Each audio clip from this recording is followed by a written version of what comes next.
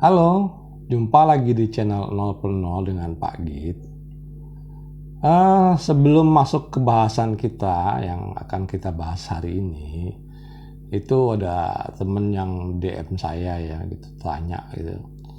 Itu kok bahasanya lompat-lompat sih? Yang dibahas tuh misalnya dari tauhid, terus pindah ke makroekonomi, nanti balik ke kiamat, atau terus ke kurikulum pendidikan. Yang kemarin terakhir juga kita bahas masalah Pak Mulyono dan lain-lain. Nah, di sini saya akan menerangkan sedikit ya. Makanya channel ini disebut 0 per 0. 0 per 0 itu kan tak terhingga. Jadi bahasan yang kita bahas itu apa saja. Mungkin kedepannya saya bisa akan membahas yang namanya Bitcoin atau blockchain.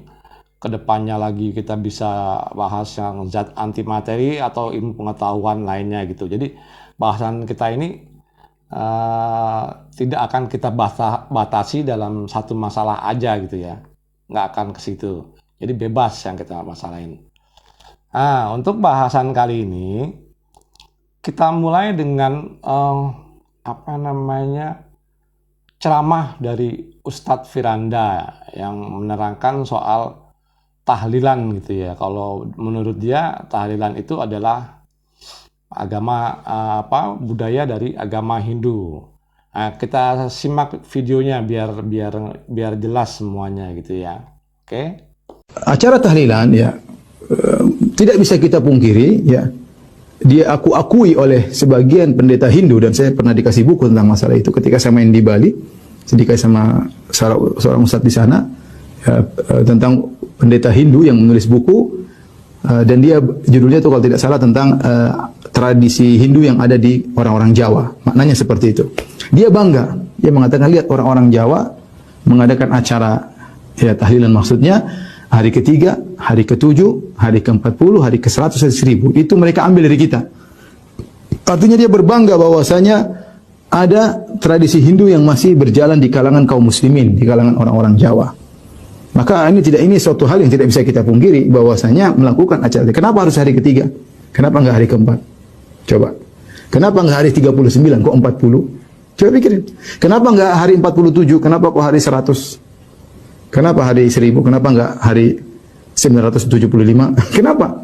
Ya, apa dalilnya? Kenapa harus dikaitkan dengan hari tersebut? Dan sedikit atau bahasan yang diberikan oleh pemuka agama atau guru agama dari Bali itu menjelaskan bahwa kalau tahlilan itu bukan dari budaya Bali. Ya, kita simak videonya ya. Senangnya membahas tentang Hindu ya, padahal dia sendiri tidak memahami, tidak mengerti ya bagaimana agama Hindu itu ya. Ya seperti dia bilang tadi bahwa tahlilan itu adalah merupakan warisan daripada agama Hindu ya. Dia bilang kata aja 3 hari, 7 hari, 40 hari, 100 hari dan 1000 hari. Nah, ya di sini saya sebagai umat Hindu menyatakan bahwa itu adalah tidak benar. Baik, kita mulai dari awal penjelasan tentang awalnya tahlilan. Jadi konsepnya seksi jenar pada saat itu, orang bayi lahir, orang itu bayi ya, lahir itu kan tidak punya apa-apa, tidak punya pemikiran apa-apa dan lain-lain segala macam. Saat dia berkembang menjadi manusia dewasa, pikirannya tuh macam-macam, ada harta, ada tahta, ada wanita dan lain-lain lah. Pikirannya macam-macam tentang itu. Pengen yang dikapai ini, pengen yang dikapai itu. Nah, konsep sesi jenar adalah pada saat orang sudah mau saatnya meninggal itu harus melakukan yang namanya konsep manunggaling kaulo Gusti yang pernah saya ceritakan tentang konsep ketuhanan. Artinya yang diingat hanyalah Tuhan gitu loh. Jadi pada saat dia mau balik ke asalnya lagi atau kembali kepada Tuhannya, itu dia akan seperti bayi lagi yang mengingat ada Tuhan. Jadi nggak mengingat harta, nggak mengingat tahta, nggak mengingat wanita, itu nggak diingat gitu. Tapi konsep ini agak sulit diterapkan gitu loh. Jadi awal-awal dulu masih zaman sesi jenar itu belum ada tahlilan. Jadi orang meninggal terus didoakan ya sudah, nggak ada gitu loh. Kemudian pada sesi sejenar sudah nggak ada ya, kemudian Sunan Kalijogo, artinya sebetulnya Sunan Kalijogo ini adalah menantu dari Sesi Jenar ya, jadi banyak ilmu yang dia pelajari dari Sesi Jenar. Nah, Sunan Kalijogo ini menangkap bahwa tidak semua orang bisa menerapkan ilmu yang diberikan kepada manusia, yang diberikan dari ajaran Sesi Jenar tentang Manunggaling Kawula Gusti itu nggak bisa diterapkan kepada semua manusia karena nggak semua pikirannya sampai untuk ke sana. Kemudian pemikiran Sesi Jenar ini disederhanakan oleh Sunan Kalijaga, yang ditulis bukan Sunan Kalijaga yang menulisnya, tapi adalah santrinya Sunan Kalijaga, tentang kehidupan. Jadi saat kita dilahirkan itu 280 hari itu, di situ ada 7 proses di situ. Yang pertama adalah ahadiyah, ya. Kemudian wahdah, kemudian wahidiyah, terus ada alam arwah, alam mizah, alam jizim, kemudian insan kamil.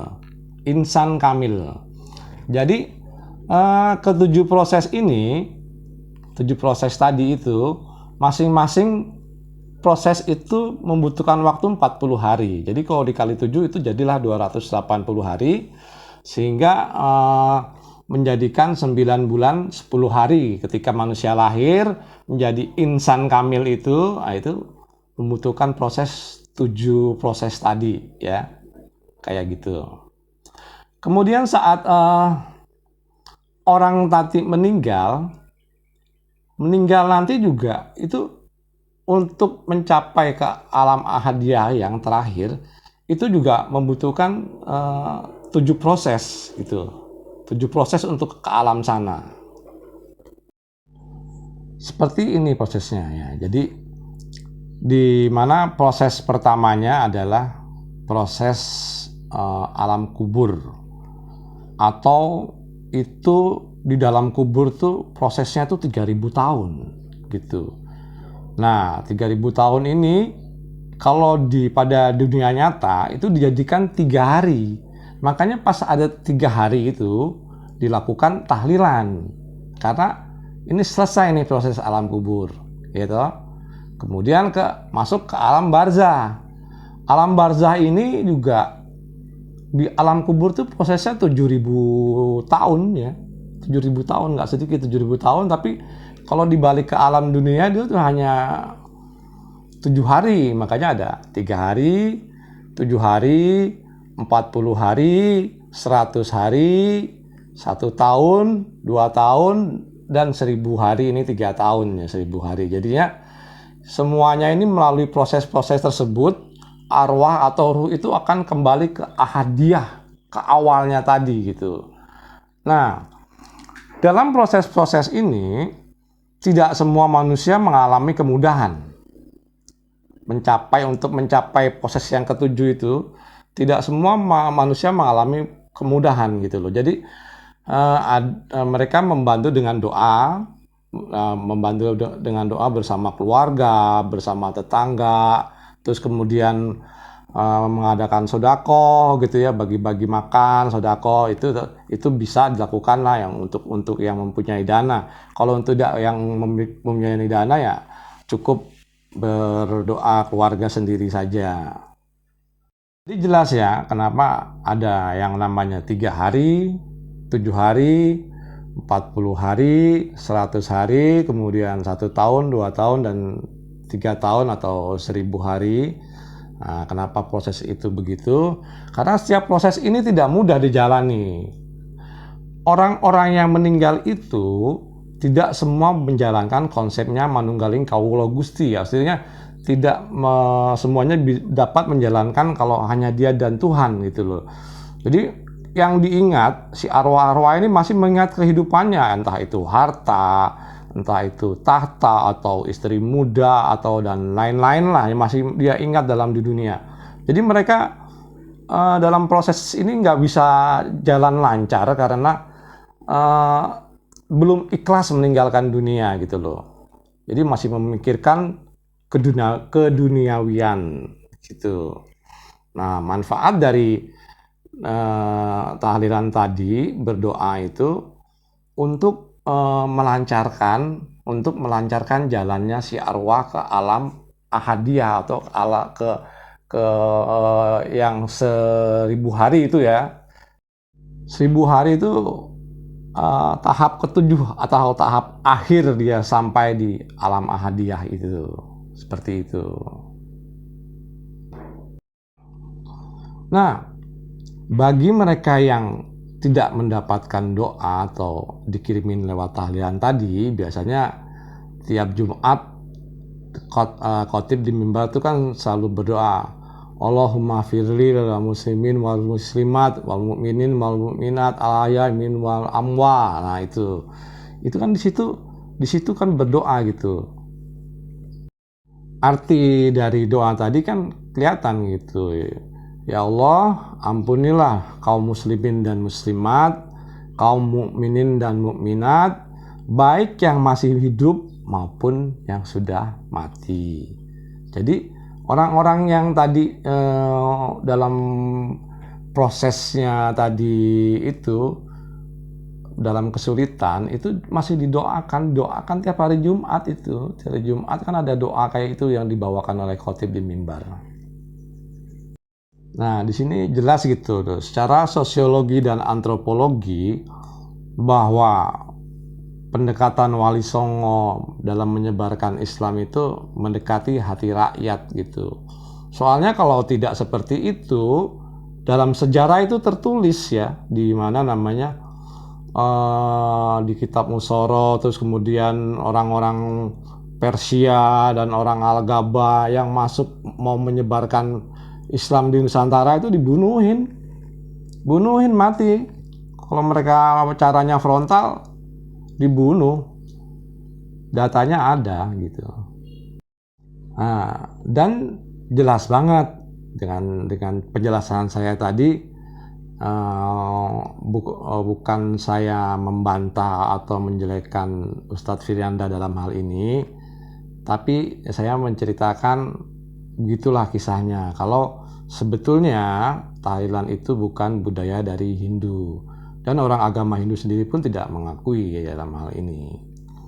Nah, begitulah cara Wali Songo menyebarkan Islam di Nusantara. Nggak sembarangan, nggak gampang menyebarkan Islam di Nusantara.